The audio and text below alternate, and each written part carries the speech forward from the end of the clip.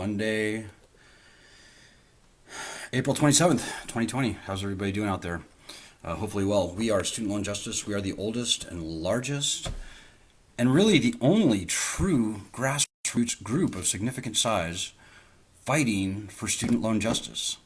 Now, we've been around for 15 years now. We've been featured on 60 Minutes and the New York Times and on NPR and PBS and Fox News and Fox Business and Rolling Stone Magazine and Vice News and many, many other places. We've written books, we've given lectures, we've broken many news items in the media, and so we've done a lot.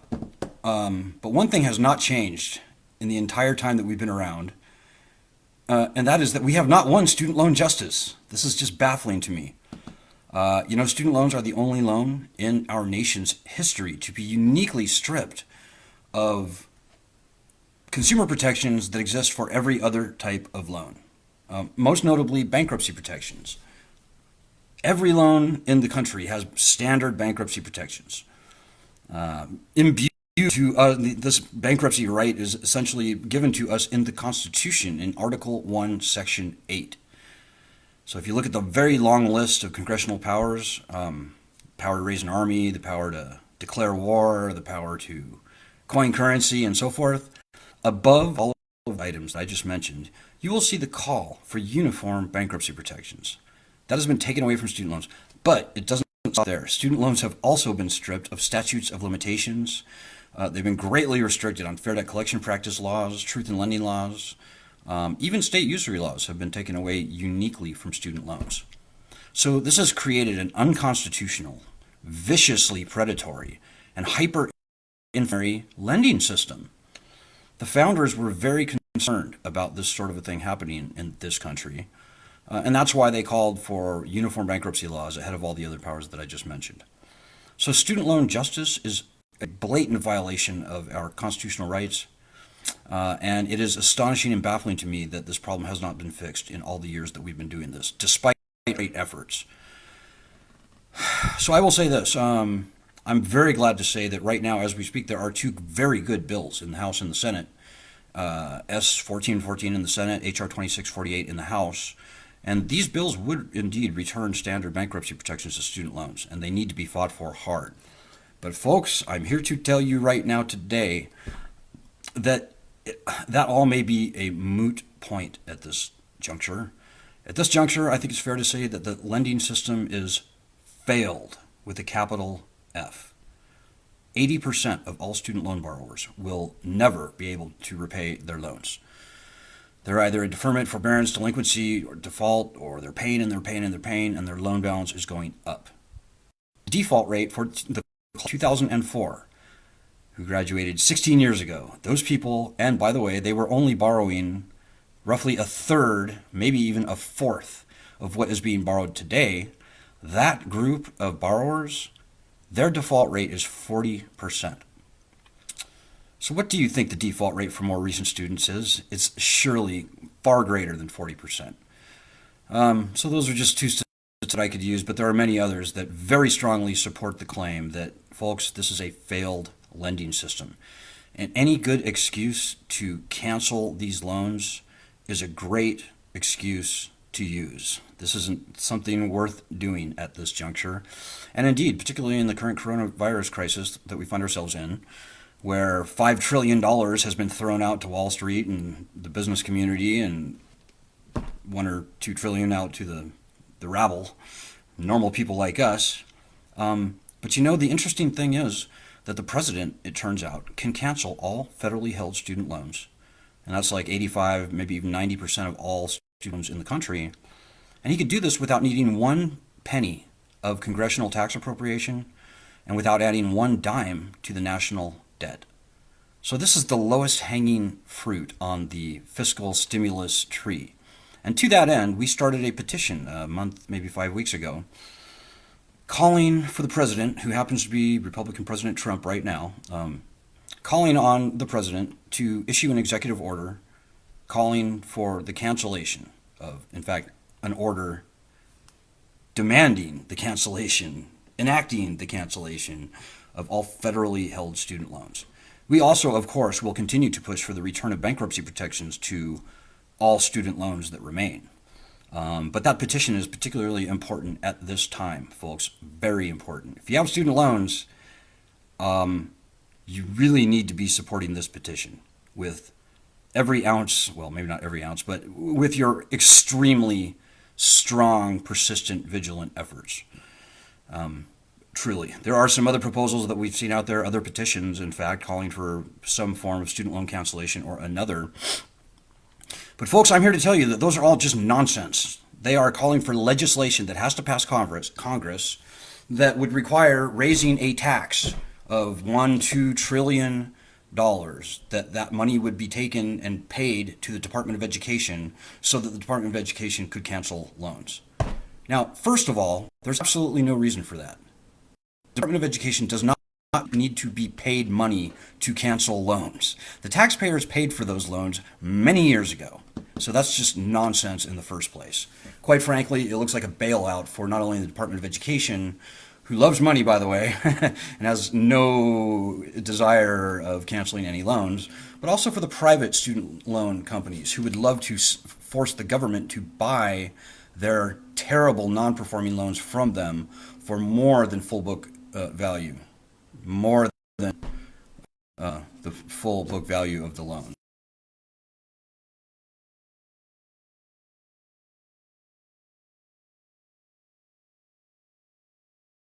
Congress, in the second place, which maybe is the more important, Congress will simply never do that. Congress will never pass loan cancellation legislation that does what I just said. And indeed, if you read the fine print of the legislation that is out there, the loan cancellation bill from Ayanna Pressley and Ilhan Omar, it's ridiculous. It's only up to $30,000, and I leave it to you to read the rest. But I can tell you that, and that's just the bill. Whatever Congress might end up passing along those lines will be not even nearly that generous. It'll be means tested.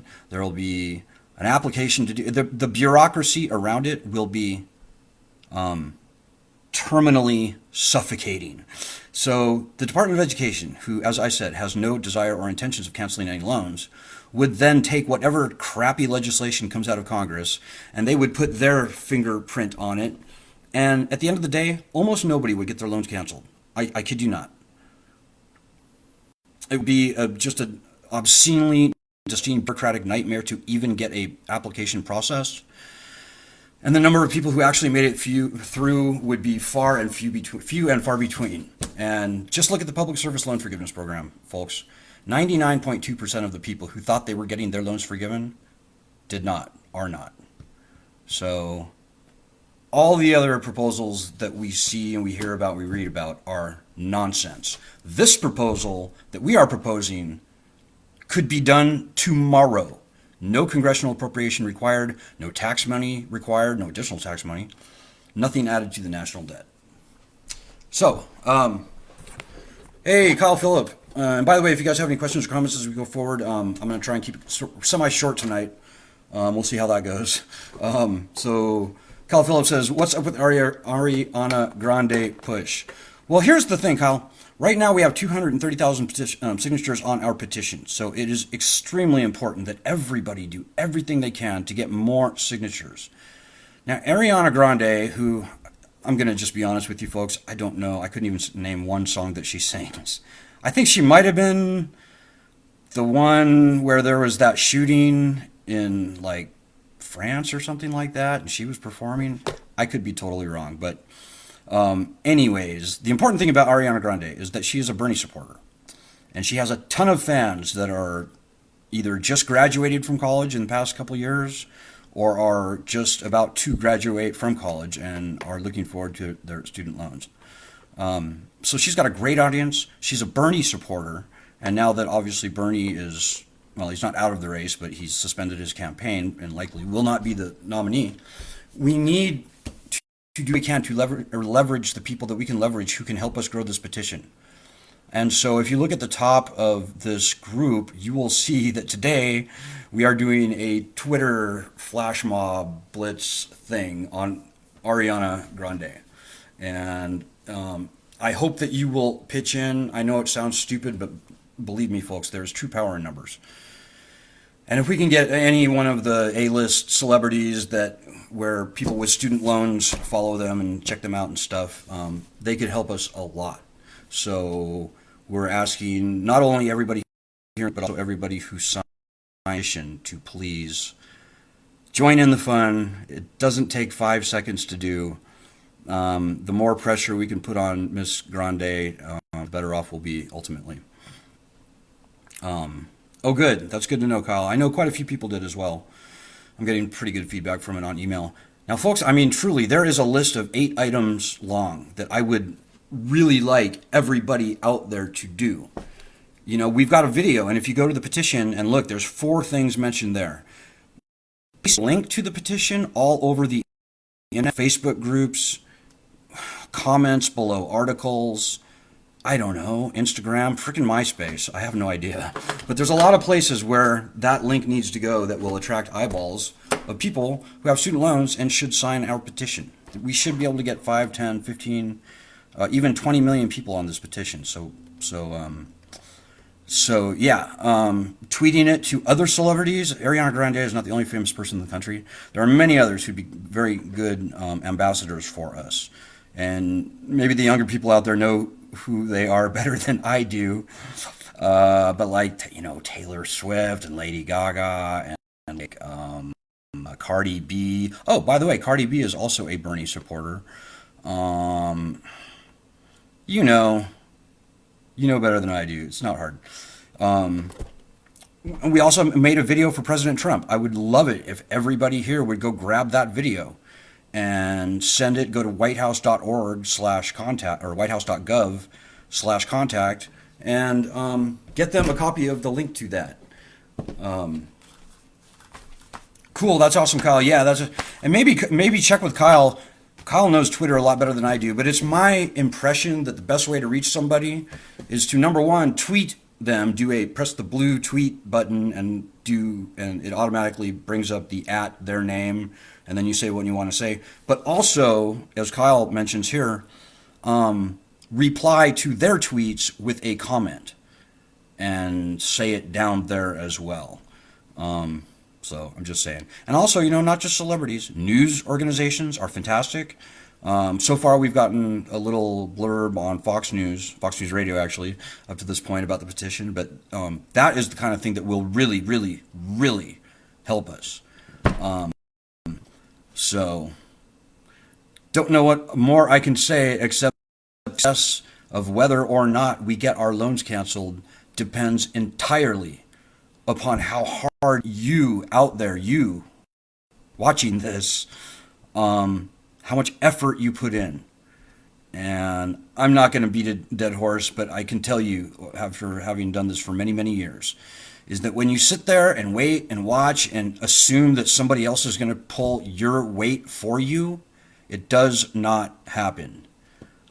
So just come on, please. You will, if you do nothing now in the next 4 weeks, when we finally have an opportunity to get these loans off of our backs forever, if you do nothing and nothing happens, do you not think that you're sitting here 5, 10 years from now when you're completely racked by these student loans, thinking to yourself, I probably should have spent like 15 minutes back then, 5, 10 years ago, when I had the chance. Wow, I'm a real fucking idiot.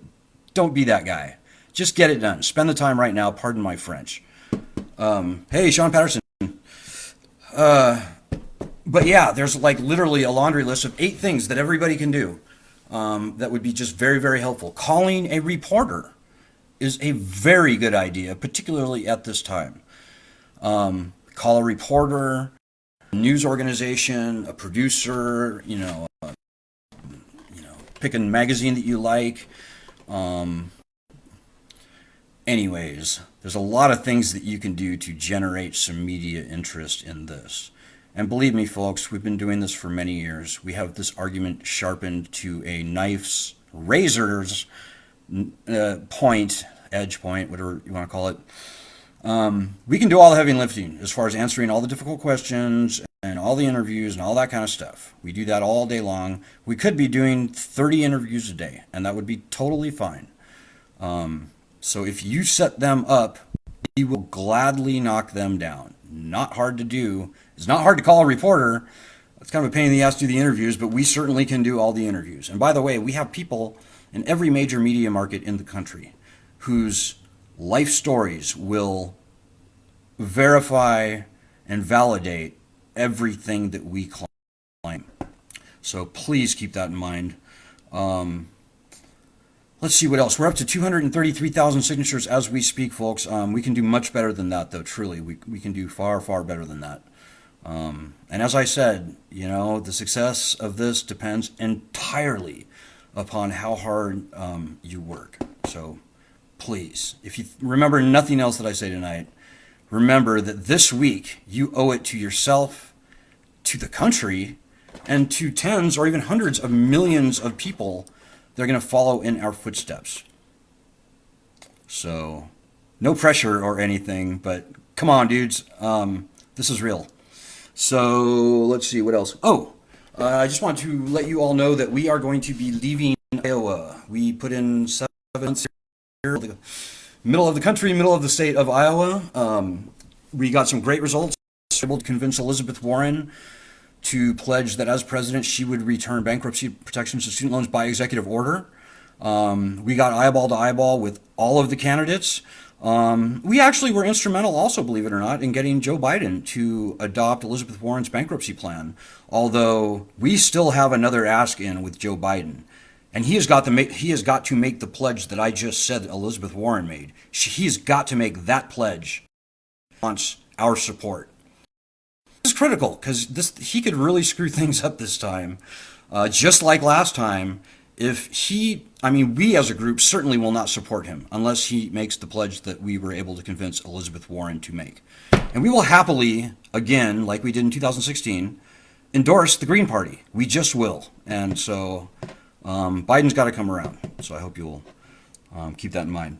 But yeah, no, we got eyeball to eyeball with Biden, probably spent hours with the guy, Pete Buttigieg and Kamala Harris and you name it, and we marched shoulder to shoulder with Bernie Sanders.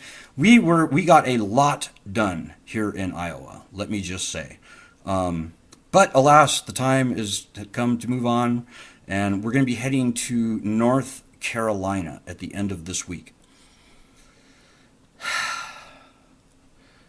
Hot, sweaty, sticky North Carolina. But it's going to be hot and sweaty everywhere we go on this half of the country. So, but the point is, folks, the Republican National Convention is happening in Chapel Hill in August. Or is it July? July. I always get the Democrats and Republicans mixed up. Maybe August. But the point is, folks, we need to be there early so that we can plant a bunch of seeds on the ground in North Carolina. So obviously, if you live in North Carolina, get with me, let me know you're out there, and let's see what we can get going over the next few months. I'm assuming at this point that the quarantine will be lifted by then, and so we can do some really neat public stuff. But there's a million things we can do. Just, let me know that you're out there. You're going to have, looks like 4 months to figure it out. May, June, July, August. 3 months. Yeah, for sure. Give us, let us know we're out. Let us know you are out there, and we'll see what we can get going. Maybe the last thing I'll say on that scene is that, folks, we really need donations right now. There's no real easy way to say it. We're going to be headed out at the end of this week. We need to raise around $600 to make this move. So, and thankfully gas is cheap. That's good. But there's just moving in costs and all that kind of thing. Up to this point, I think we've raised around $350. So we're still going to need to raise about $250 in the next 4 to 5 days. So if you can, please help. The only source of funding that we have are donations, personal gifts from normal people.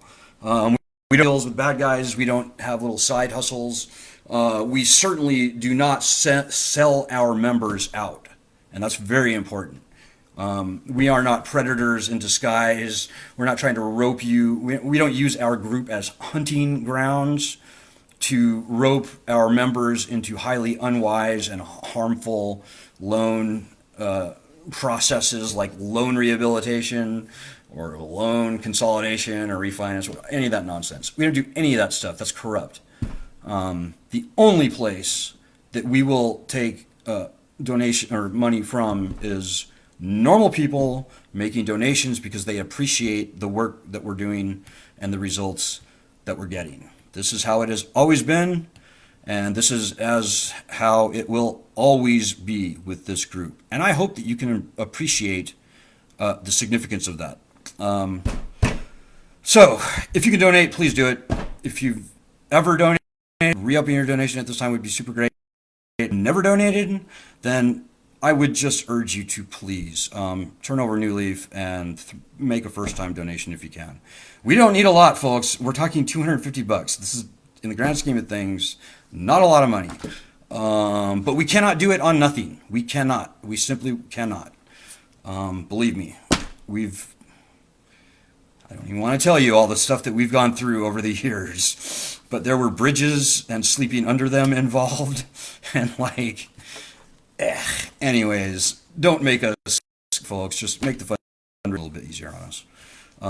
Okay, so with that, I will bid you all a fine good night. But get ready to fight, folks. This week is in particularly helpful, or critical, and your help would be super critical and very helpful. Help is always helpful, but particularly helpful, let me just say, this week. So be ready, stay tuned, and let's get this stupid thing off of our backs, shall we? It's time. And in the immortal words of Benjamin Franklin, lest we all hang together. No, wait.